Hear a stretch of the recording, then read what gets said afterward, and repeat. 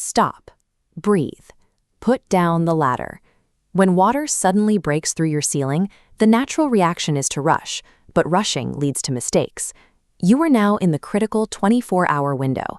The exact steps you take right now dictate whether you are facing a minor localized cleanup or a massive structural tear-out.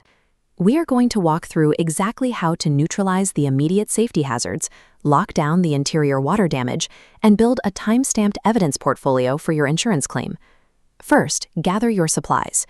You need buckets, dry towels, plastic trash bags or heavy sheeting, blue painter's tape, and a smartphone.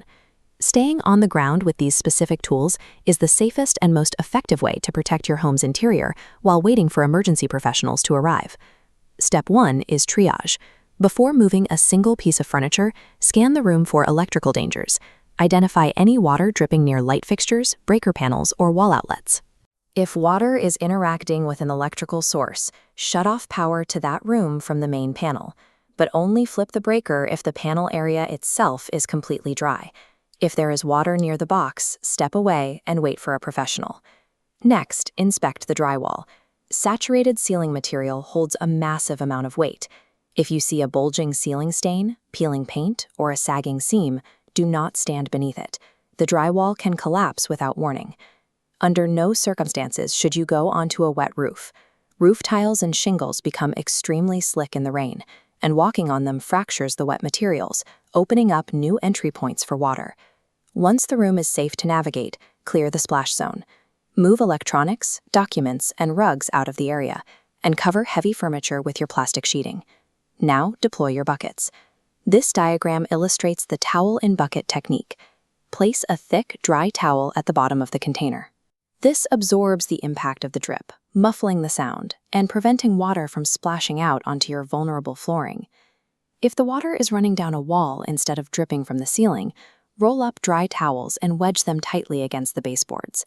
This blocks the water from seeping underneath the floorboards and warping the wood. Securing the power and trapping the water directly at floor level stops the spread. You contain the crisis to a single area and prevent a multi-room disaster. Now stop. Before you grab a mop or throw away damaged materials, you need to freeze the scene. Insurance companies require proof of the sudden intrusion. Start recording with your smartphone. Capture wide contextual shots of the entire room, followed by close-up video of the active dripping and the floor pooling. Document the physical evidence as well. Photograph the water trails streaking down the drywall, your soaked personal belongings, and the buckets and towels you just set up to control the damage. Next, grab your blue painter's tape. Find the exact outer edge of the ceiling water stain and lightly stick small pieces of tape marking the dry border. This diagram shows how that tape creates a baseline. Tracking how far the stain moves past that tape over the next few hours gives you hard physical data on the exact speed and severity of the water entering the structure. That expansion data is vital.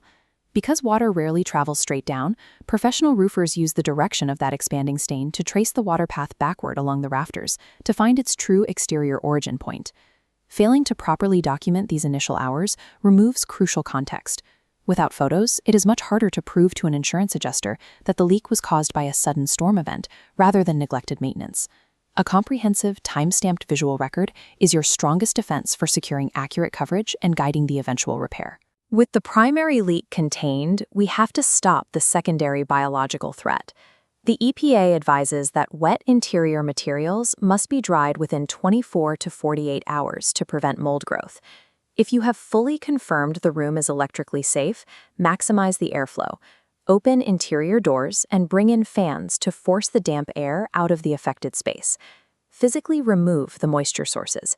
Carry out soaked cardboard boxes, damp rugs, and wet clothing. Getting these absorbent items out of the room drops the ambient humidity immediately. For the first 6 hours, establish a strict monitoring routine.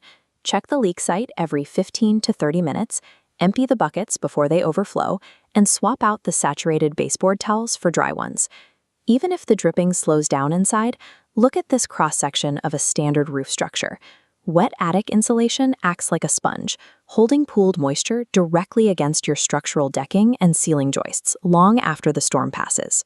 Rapidly drying the interior climate and actively monitoring the leak zone keeps the temporary water intrusion from evolving into a toxic long-term mold hazard. Assess the situation. You have stabilized the interior, neutralized the electrical hazards, and built a bulletproof documentation portfolio. But a break in the weather does not mean the roof is fixed. The structural vulnerability is still open to the sky, and the trapped moisture in your attic is a ticking clock. Avoid amateur exterior fixes. Tossing a tarp into the wind or spraying random sealants from the ground often traps moisture inside the roofing system and will complicate the professional diagnosis later. Now it's time to bring in the experts. If you are in the Burbank area, contact Roof Repair Burbank immediately for a professional emergency inspection, targeted exterior protection, and permanent structural repair. An active leak is a structural emergency. Swift intervention from certified professionals ensures your home stays dry, safe, and protected for the long haul.